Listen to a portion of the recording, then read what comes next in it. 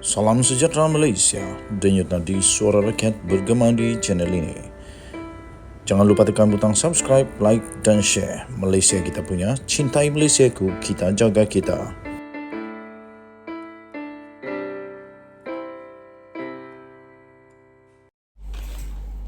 Salam sejahtera Malaysia, denyut nadi suara rakyat bergema di channel ini. Kes Najib Razak masih lagi on. Kes Nazlan masih lagi on. Tak akan mudah selesai sehinggalah Najib sama ada dia habis penjara ataupun tiba-tiba ada prosedur barukah dan peminat-peminat penyokong-penyokong Najib puas hati. Terbaru ini Menteri Undang-Undang Azalina Osman sekali lagi mengumumkan satu perkara yang amat penting dan perlu diketahui seluruh rakyat Malaysia. Menteri Undang-Undang itu iaitu Azalina Osman berkata kes Nazlan di bawah bidang kuasa kehakiman. Sebab ada sekarang pusing yang kata SPRM melangkaui bidang kuasanya dengan membuat membuat siasatan kepada Nazlan, dan selepas itu barulah keluar kenyataan daripada Menteri Undang-Undang ini iaitu Azalina yang berkata kes Nazlan di bawah bidang kuasa kehakiman.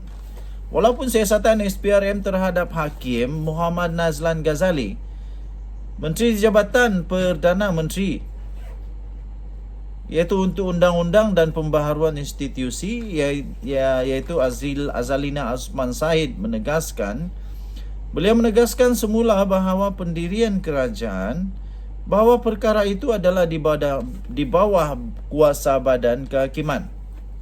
Katanya seperti mana yang saya tegaskan sebelum ini di Dewan Rakyat.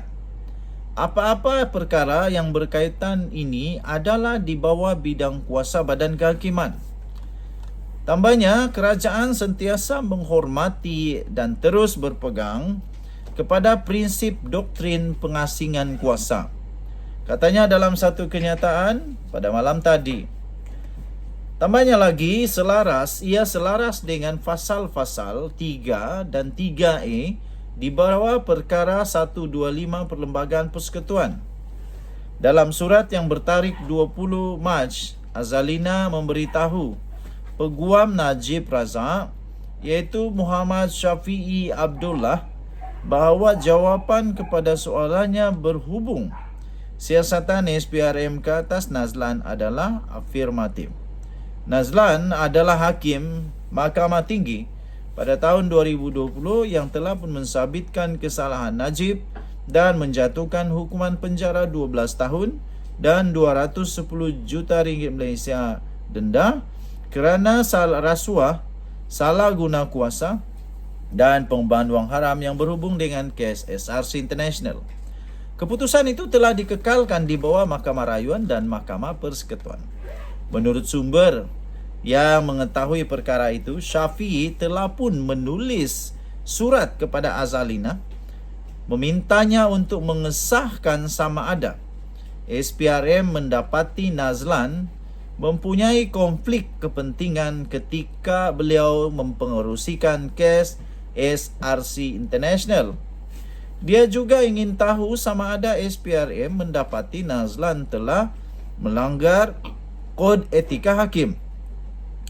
Mengulas mengenai suratnya kepada Syafiee, Azalina berkata dia hanya menjalankan tugas berdasarkan maklumat yang ada padanya.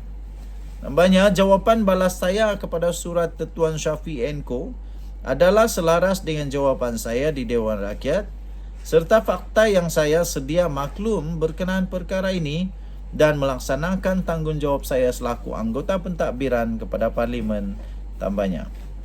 Ditambah lagi, saya juga telah meminta supaya Tuan Syafiee & Co untuk mengemukakan permohonan secara rasmi terus kepada pihak SPRM sekiranya berhasrat untuk mendapatkan hasil siasatan pihak SPRM berkenaan perkara ini, katanya. Azalina merujuk kepada jawapan parlimennya pada 23 Februari yang lalu di mana dia memberitahu parlimen bahwa SPRM telah pun menyerahkan penemuannya 2 hari lebih awal kepada Ketua Hakim Negara Tengku Maimun Tuan Mat. Pada masa itu bagaimanapun dia berkata, dia hanya dimaklumkan bahawa laporan itu telah dikemukakan tanpa maklumat lain mengenai siasatan. Menurut suratnya kepada Syafiee, dia hanya menerima laporan SPRM pada 7 Mac. Denyut nadi suara rakyat bergema di channel ini. Bye-bye. Salam sejahtera Malaysia. Selamat pagi tuan-tuan dan puan-puan yang dihormati sekalian. Sekali lagi saya ingin mengucapkan selamat menyambut Good Friday kepada semua rakyat yang sedang menyambut Good Friday, terutama di Sabah dan Sarawak. Selamat menyambut bulan Ramadan kepada semua umat Islam. Selamat menyambut hari raya yang tak lama lagi akan menjelang kepada seluruh umat Islam. Ya, tuan-tuan dan puan-puan, saya ingin ucapkan juga bilion terima kasih kepada semua yang sudah menyertai channel ini, yang sudah menjadi member dalam channel ini. Anda memang special. Tuan-tuan, terbaru kenyataan SPRM. Kenyataan SPRM, siasat kes salah guna kuasa KSN, Ketua Setiausaha Negara rasanya ni, KPPA, adalah palsu. Kenyataan media yang didakwa dikeluarkan oleh pejabat Perdana Menteri berhubung siasatan kes salah guna kuasa terhadap Ketua Setiausaha Negara KSN dan Ketua Pengarah Perkhidmatan Awam KPPA adalah palsu.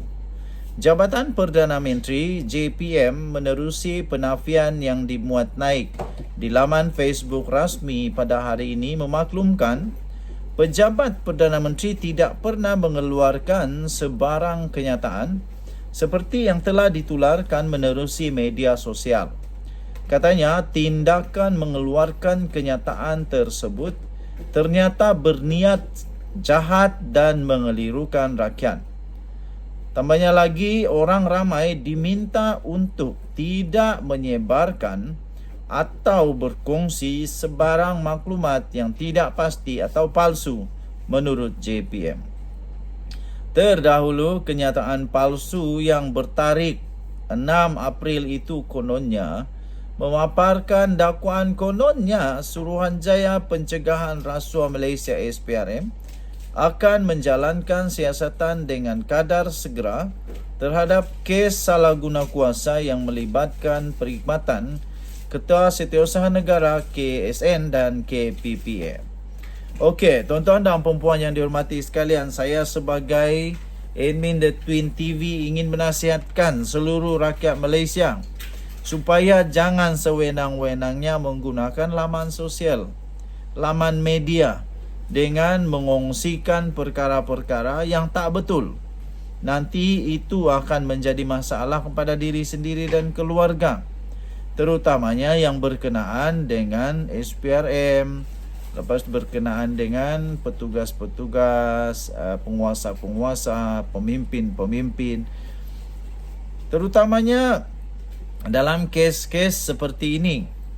Kerana ini akan membuatkan ramai orang boleh terpalit dengan sesuatu yang tak baik.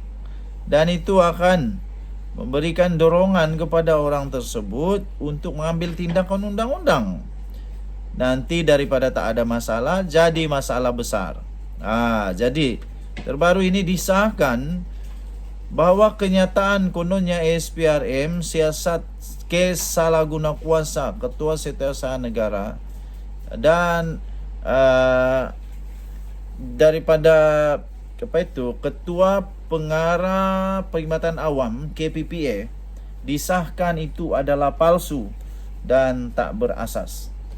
Itu melalui Jabatan Perdana Menteri yang telah membuat penafian tersebut, yang telah pun dimuat naik di laman Facebook rasmi pada hari ini.